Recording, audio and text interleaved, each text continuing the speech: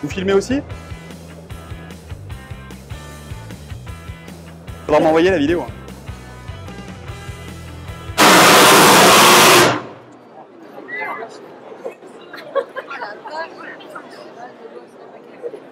Vous êtes pris là. Maintenant, on est sûr que vous écoutez bien. S'il y en a un qui part, on recommence.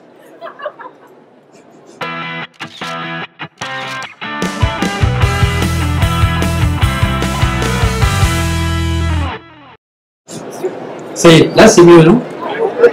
C'était juste pour vous motiver, pour vous réveiller un petit peu, quoi. Voilà, il y a combien qui sont partis? Sinon, je refais un peu de... 3. 3.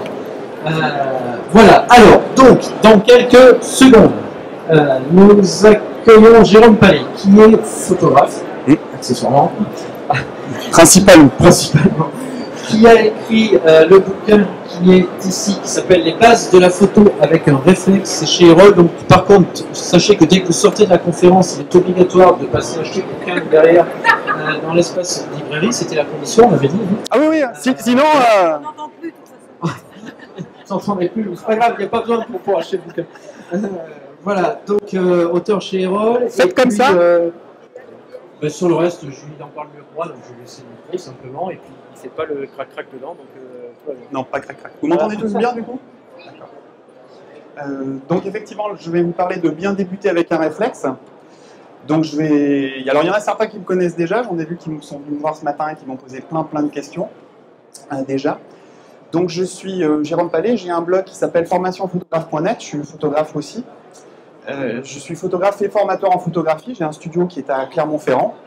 Et donc, je fais du reportage et du studio pour les professionnels et pour les particuliers. Et également des formations photo pour les professionnels et pour les particuliers. Et j'ai écrit donc des livres de cours, le Memento Photo, qui est un tout petit Memento, et celui qui vient de sortir, donc les bases de la photo, que vous êtes obligé d'acheter, sinon ça fait du bruit, à la librairie juste en sortant. Donc maintenant, vous allez vous présenter chacun un par un. C'est pas vrai ça. Mais par contre, je vais commencer par vous poser une question. Est-ce que vous voulez vraiment faire des photos? Vous pouvez répondre, hein? Oui. Oui, voilà. Alors c'est important parce qu'il y a plusieurs manières d'approcher la photographie, et pour bien débuter, il faut savoir ce qu'on veut.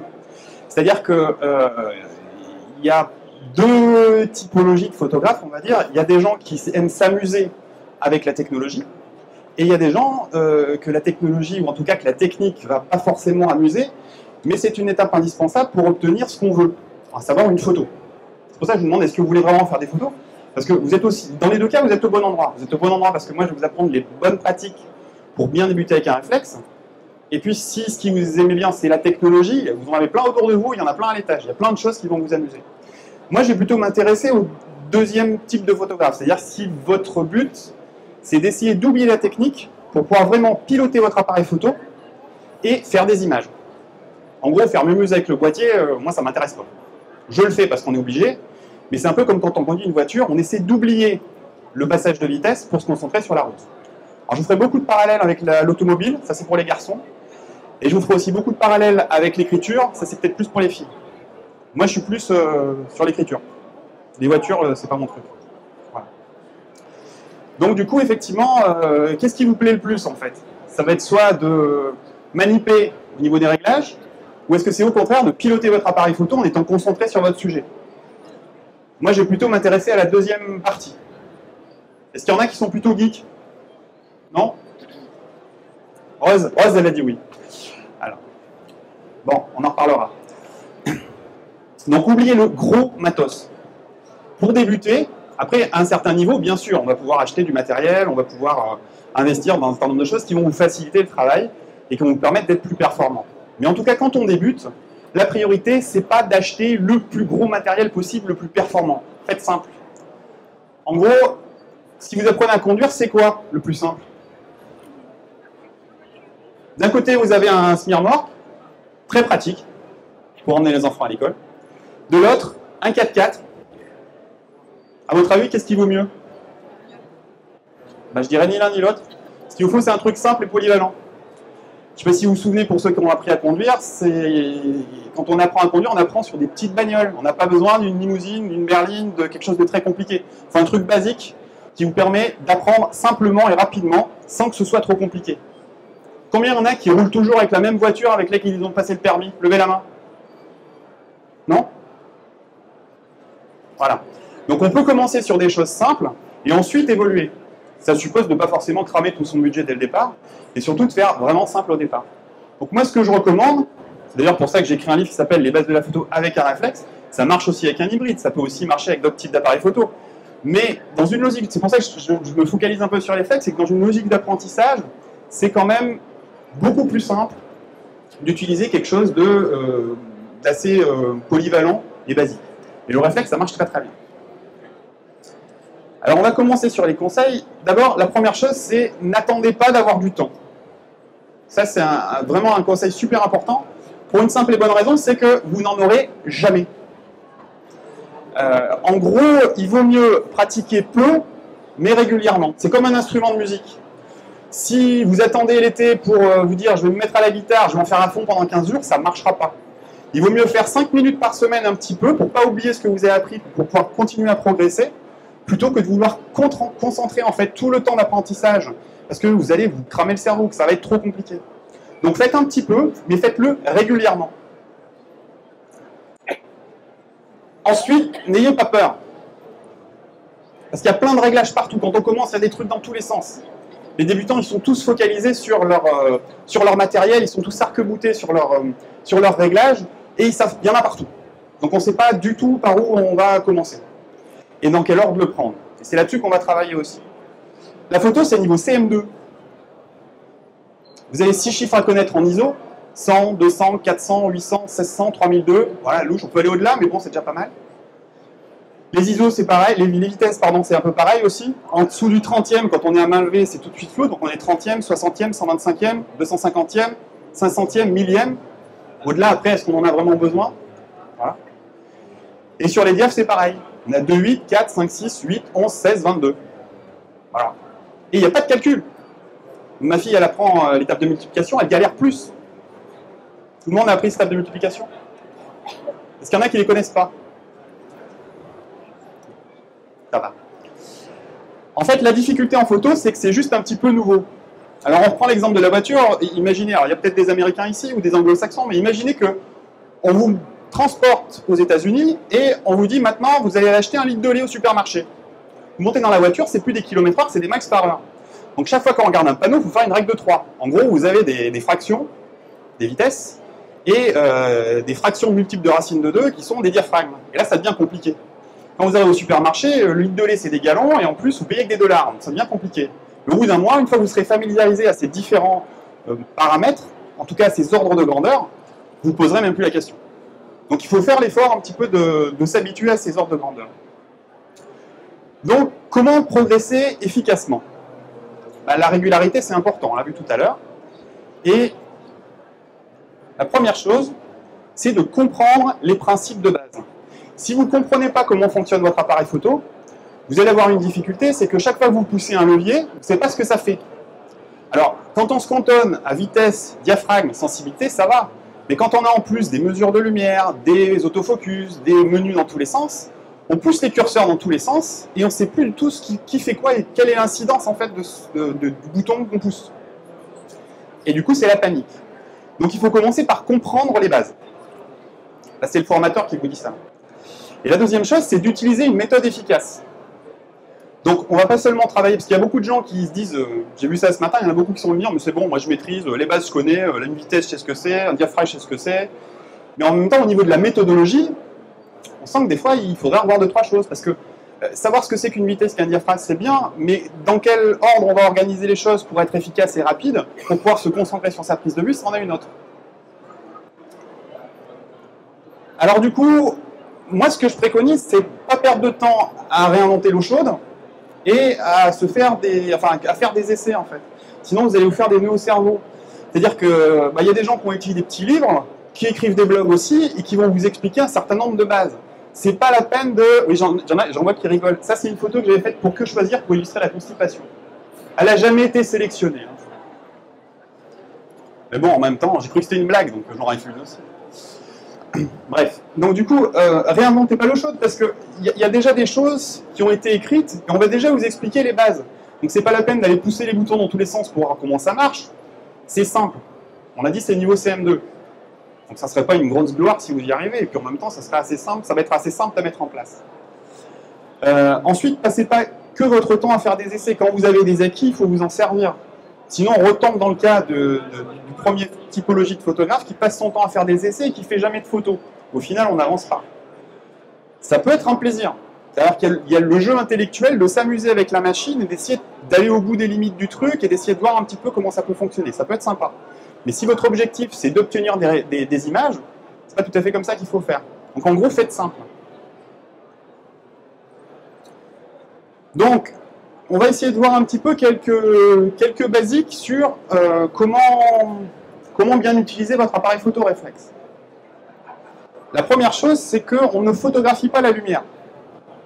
Tout le monde se dit on va maîtriser la lumière. Non, en photo, on ne photographie pas la lumière. Et non seulement on ne photographie pas la lumière, mais en plus on ne photographie pas le sujet. Photographier au sens étymologique du terme, c'est écrire avec de la lumière, on est bien d'accord. Et ce que vous faites quand vous faites une photo, c'est que vous photographiez la lumière renvoyée par le sujet. C'est que le même sujet, s'il reçoit une lumière différente, il ne renverra pas la même lumière. Et sous une même lumière, deux sujets différents ne verront pas la même chose. Votre veste, elle est noire, parce qu'elle absorbe toute la lumière, elle ne renvoie rien. Le papier, il est blanc, parce qu'il absorbe très peu de lumière et renvoie tout. Pourtant, ils reçoivent la même lumière. Et l'appareil photo, lui, il va enregistrer ça. C'est bon pour tout le monde? Monsieur qui secoue la tête, il dit oui, ça veut dire que tout le monde a compris. Parfait. Alors, là, c'est l'exemple avec une lampe allumée et une lampe éteinte. Vous voyez la différence, allumée-éteinte. Alors, on peut faire l'expérience. Est-ce qu'on peut éteindre le hall? C'est possible ou pas? On peut? Non? Bon, c'est pas grave. On ne peut pas bosser tranquille. Donc, la boulette d'appareil photo, lui, c'est de réguler le débit d'entrée de la lumière. En gros, on va voir que votre appareil photo, il fonctionne comme un robinet à lumière. Vous avez un objectif avec un diaphragme, c'est le débit du robinet, et vous allez laisser ce robinet ouvert pendant un certain temps. La vitesse d'obturation, c'est le temps pendant lequel vous laissez ouvert votre robinet, et l'ouverture de diaphragme, c'est le débit du robinet. Et je mets un petit peu entre parenthèses la sensibilité ISO parce que c'est une variable d'ajustement. Donc même si c'est la première chose que vous devrez régler, finalement, en termes d'approche, vous en occupez pas pour l'instant. Tout ça, ça forme ce qu'on appelle le triangle d'exposition.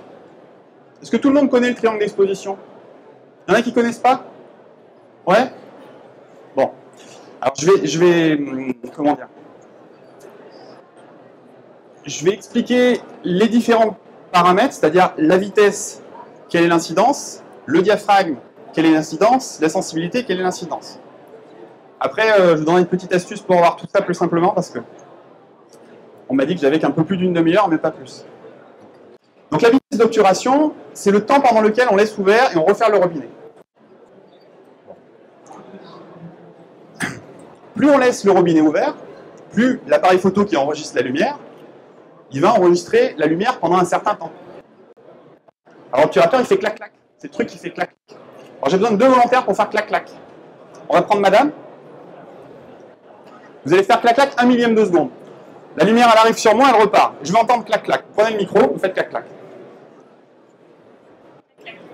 Alors, je me déplace. Clac-clac. Je ne me suis pas déplacé beaucoup. Sur l'image, je serais comment?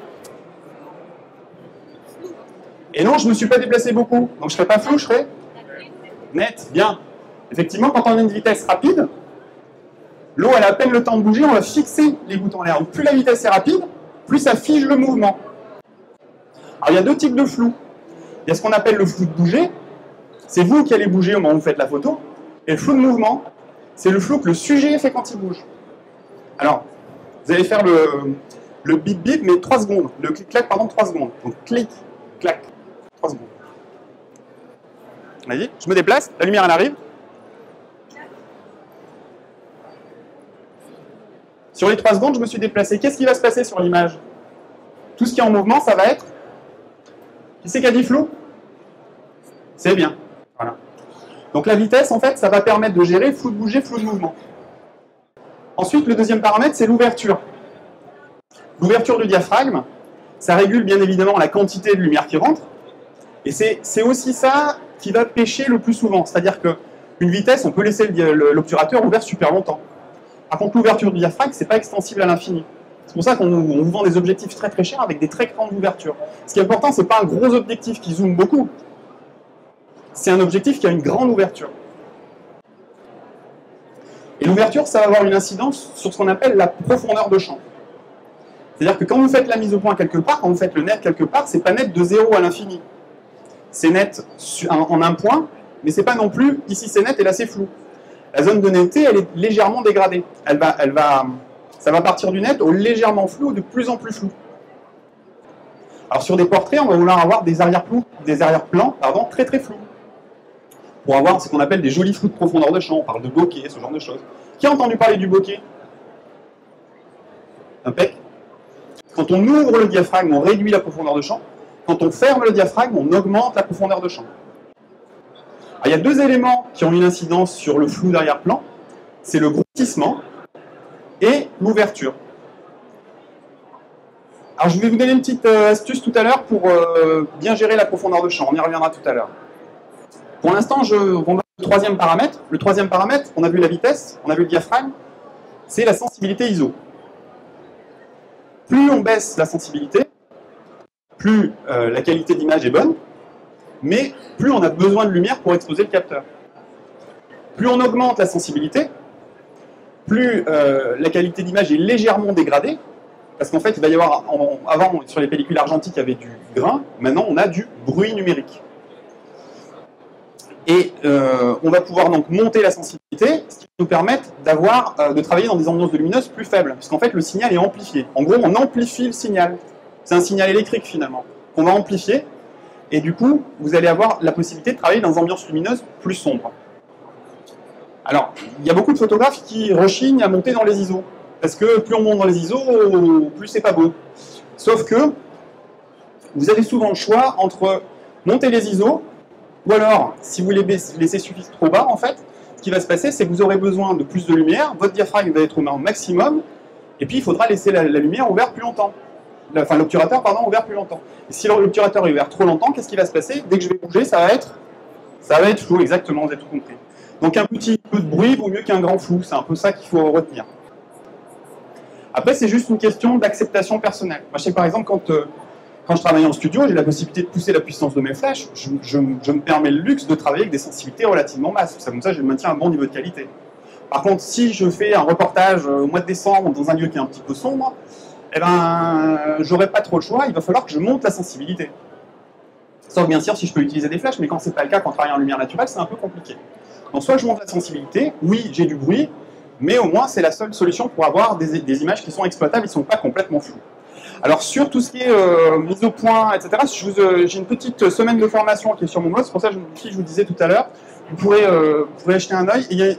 Je ne reviens pas sur tous ces détails parce que sinon il me faudrait beaucoup plus de temps, mais vous pouvez accéder, il y a plein de petites vidéos sur la mise au point, les réglages de prise de vue, les modes de mesure de lumière, le programme d'exposition, cadrage, balance des blancs, fichier RAW, et le petit cours du mercredi. Donc tout ça, vous pourrez le voir sur le site, je ne reviens pas dessus du coup. Donc maintenant, on va voir autre chose, c'est qu'est-ce qu'une photo correcte? Techniquement, je n'ai pas de notion artistique. Moi, mon travail en tant que formateur, c'est pas de faire de vous des artistes. C'est plutôt de vous expliquer comment vous allez faire pour pouvoir vous exprimer photographiquement parlant. Après, c'est du langage, hein, on l'a dit, photographier, c'est écrire avec de la lumière. Donc à partir de là, vous aurez la possibilité de vous exprimer. Mais il faut remettre les choses au départ. Moi, je vous apprends l'orthographe, la grammaire et l'alphabet. J'avais oublié un truc important. Donc la question, c'est qu'est-ce qu'une photo correcte? Il y a deux éléments qu'une photo est techniquement correcte. C'est quoi? On lève la main, allez-y. Qu'elle soit nette, on me dit, ouais, c'est bien. Et le deuxième élément, c'est l'exposition, effectivement. Alors l'exposition, il faut qu'elle soit, alors souvent on dit bien exposée. Alors le bien exposé, on verra que le bien, il est variable pour nous. Pour l'appareil photo, c'est assez carré. Et justement, tout l'intérêt, ça va être de comprendre comment l'appareil photo fonctionne pour pouvoir exposer correctement. Une fois que vous aurez compris ça, ça va vous libérer d'énormément de choses. Alors, qu'est-ce qu'une photo nette? Tac. Ici, quel est le sujet principal sur l'image de gauche?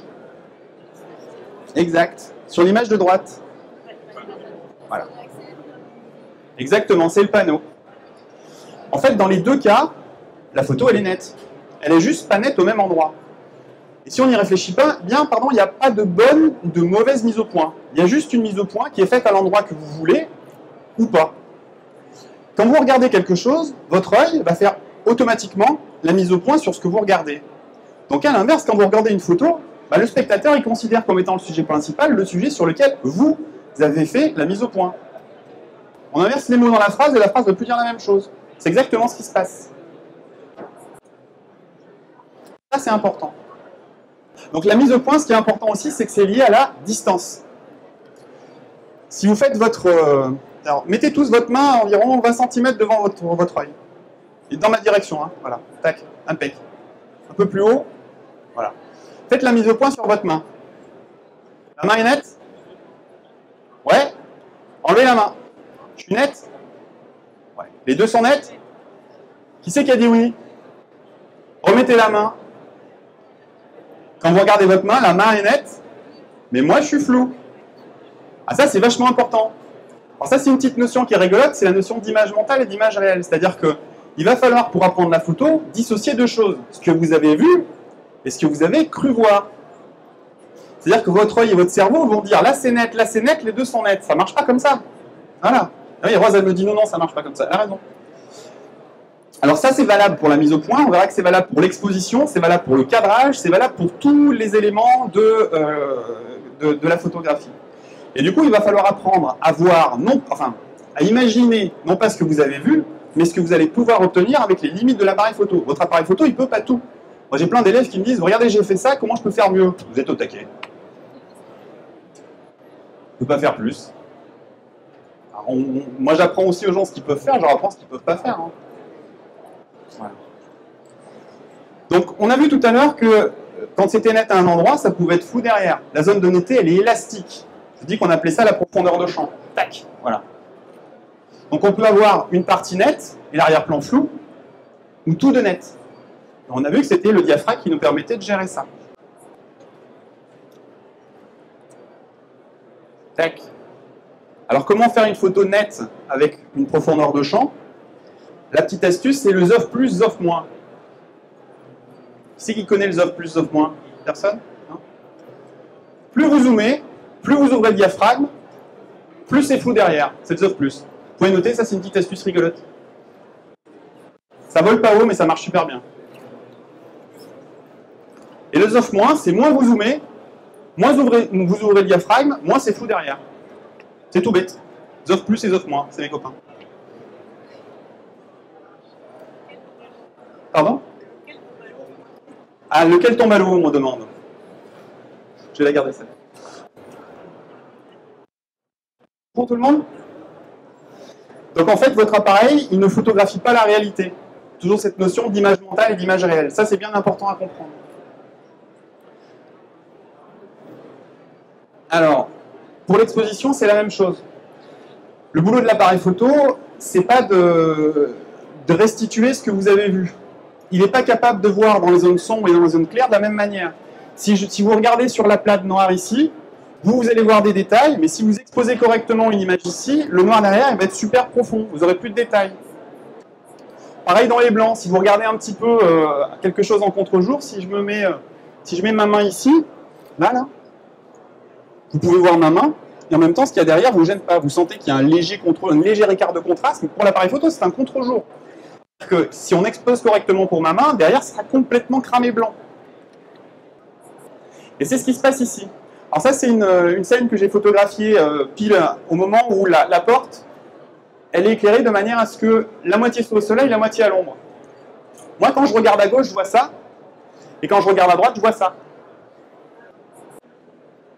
L'appareil photo, lui, il va photographier soit l'un, soit l'autre. Enfin, il va pouvoir enregistrer soit l'un, soit l'autre. Si on expose pour la partie claire, la partie foncée, elle est bouchée. Si on expose pour la partie foncée, la partie claire, elle est cramée. Vous avez tous eu ça, j'imagine, sur des couchers de soleil, sur des paysages. Mais en fait, c'est exactement ce qui se passe. C'est-à-dire que comme l'appareil photo, il ne peut pas encaisser l'écart de contraste entre le sol, qui est relativement sombre, et le ciel, qui est très éclairé, et bien du coup, soit vous avez le ciel qui est exposé correctement, et votre paysage qui est complètement bouché, il est tout noir, soit votre paysage il est exposé correctement, mais votre joli ciel bleu, ben, il est tout blanc. Parce que là encore, vous avez regardé successivement en haut puis en bas, et votre œil est plus performant, vous avez deux yeux et un cerveau, ils vont mélanger tout ça, et faire que vous aurez l'impression de mieux voir. Alors vous ne pouvez pas tout avoir. Ça c'est un peu ça le truc, je reviendrai un petit peu dessus à la fin. Mais on ne peut pas tout avoir malheureusement. Donc vous allez devoir faire des choix. Alors c'est un exercice qui est assez rigolo, qui c'est qui a un iPhone ici? Sortez vos iPhones et mettez-vous en mode appareil photo. On va faire l'exercice ensemble. Et vous allez voir que votre téléphone, il fait la même chose. C'est-à-dire que si je me mets comme ça, j'ai une partie sombre et une partie claire. Où est-ce qu'on aurait un truc bien sombre, bien clair? Voilà. Si on appuie sur la partie noire, l'appareil photo, il va chercher à nous ramener sur un gris moyen. Donc le noir, il va l'éclaircir. Je vais le filmer en même temps. On recommence. On appuie sur noir, ça devient clair. On appuie sur blanc, hop, ça s'assombrit. Et si on trouve quelque chose qui est à peu près gris moyen, alors si vous cherchez un gris moyen, votre main est gris moyen. Votre charte de gris, elle est dans votre main. L'intérieur de la main, c'est un gris moyen. C'est bon pour tout le monde? En tant que vous avez votre téléphone,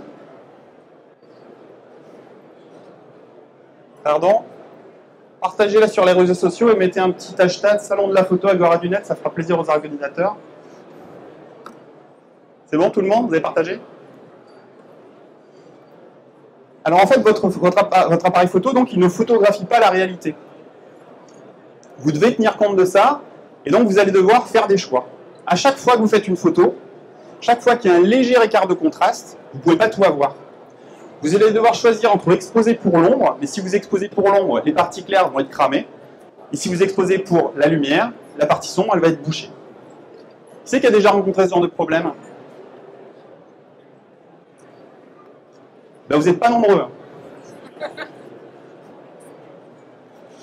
Alors il est possible de tout avoir, mais pour ça il faut faire un montage, c'est-à-dire mélanger plusieurs images. Alors il y a des techniques comme l'HDR qui marchent relativement bien, ça c'est ce qui a été fait, c'est-à-dire que j'ai fait 6 images différentes, exposées différemment, mais strictement identiques, pour pouvoir les mélanger et obtenir ce résultat-là.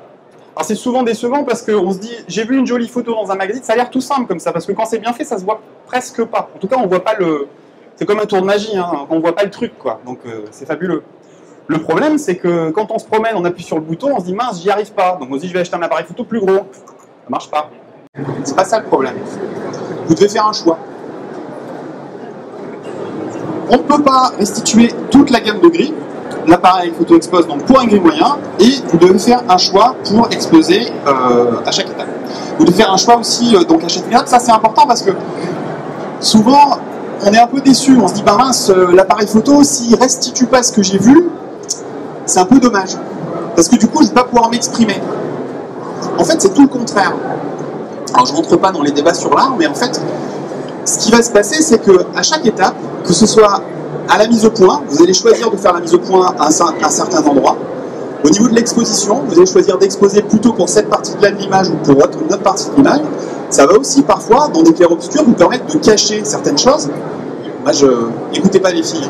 Pour des femmes enceintes, par exemple, on est très content d'avoir un joli reflet rond, mais derrière, on est moins content que ce soit rond aussi. Donc du coup, ce qu'on va faire, c'est qu'on va faire en sorte que ce soit plus sombre, et en fait, ça va gommer. Donc en fait, l'obscurité, le fait qu'on voit pas d'eau, ça m'arrange. D'ailleurs, c'est pas joli une photo où on voit tout. C'est tout rond, c'est tout plat, il n'y a pas de lumière, c'est dégueulasse.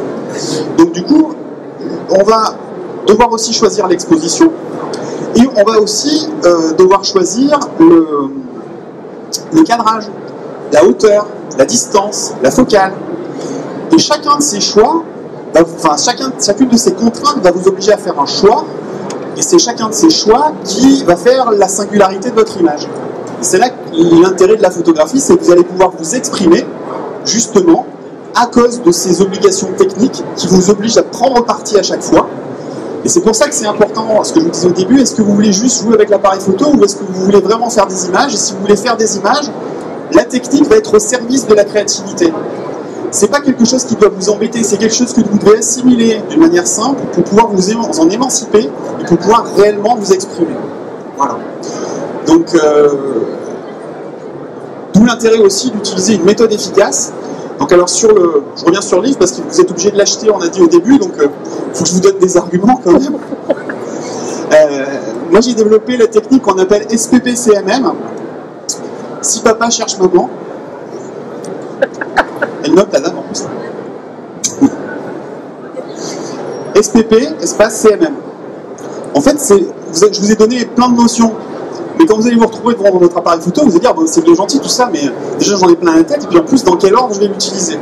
Là, l'idée, c'est de séquencer, en fait, les différents réglages, et d'avoir ce qu'on appelle une méthodologie de prise de vue. C'est ça qui est important. Savoir ce que c'est qu'un diaphragme ou une ouverture enfin, une vitesse d'obturation, pardon. On l'a dit, c'est niveau CM2, donc c'est pas très compliqué. Ce qui fait que c'est intéressant, c'est justement, vous avez toutes ces possibilités, vous allez pouvoir les remettre dans le bon ordre pour obtenir vraiment ce que vous voulez. Donc l'idée, c'est de séquencer tout ça. Donc ça nécessiterait une autre petite demi-heure, mais vous allez trouver, là aussi, sur mon site, j'ai une petite vidéo qui explique tout ça, donc je vous renvoie aussi pour pouvoir vous expliquer tout ça. Ce sera à suivre, donc, et je vous dis à très vite. En tout cas, si vous avez des questions, c'est le moment.